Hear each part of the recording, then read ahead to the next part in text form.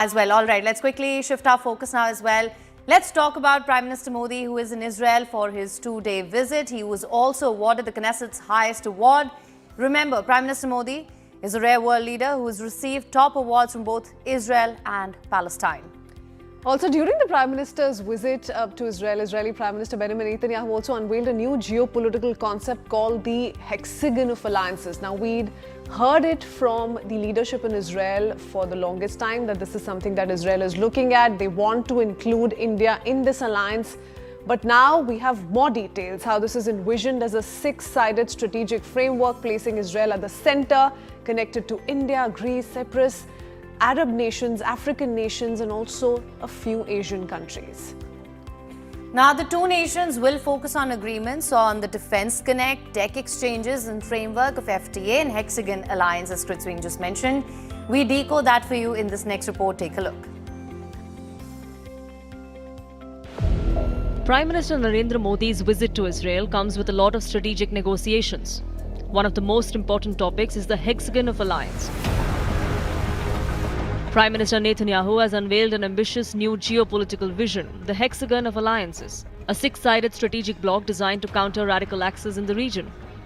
India has been named a cornerstone of this framework.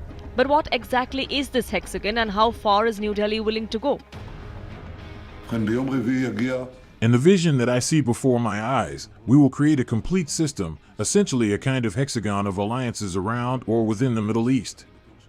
This includes India, this includes Arab countries, this also includes African countries, and also countries in the Mediterranean, Greece and Cyprus, and also countries in Asia that I will not list right now. I will present it in an orderly manner.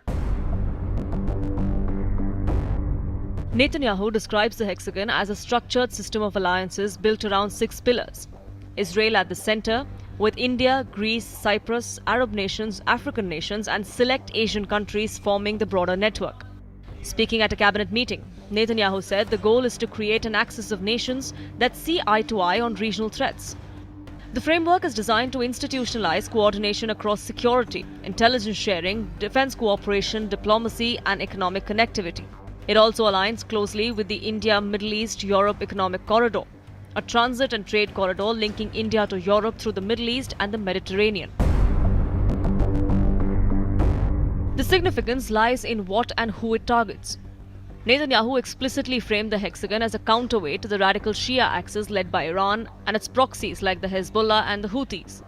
He also referenced an emerging radical Sunni axis, pointing to extremist threats across Western Asia. This comes amid rising regional churn, including the Saudi-Pakistan Strategic Mutual Defense Agreement, often described as an Islamic NATO. The hexagon signals something more structured and indicates a shift underway in West and South Asia.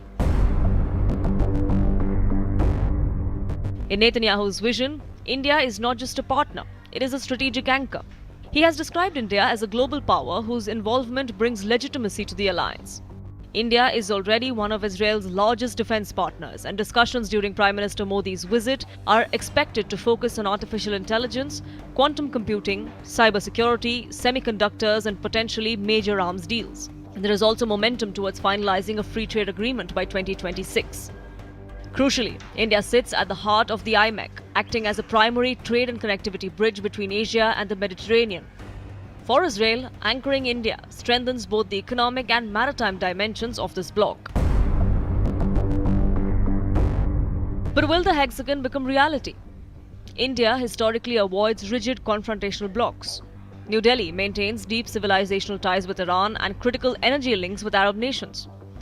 It is unlikely to formally endorse an anti-Iran military alliance or adopt a sectarian Shia versus Sunni framing. While India values its growing strategic partnership with Israel, its approach remains pragmatic. India aims to have issues-based cooperation without military commitments. Netanyahu's hexagon pitch sets the stage for a new regional conversation.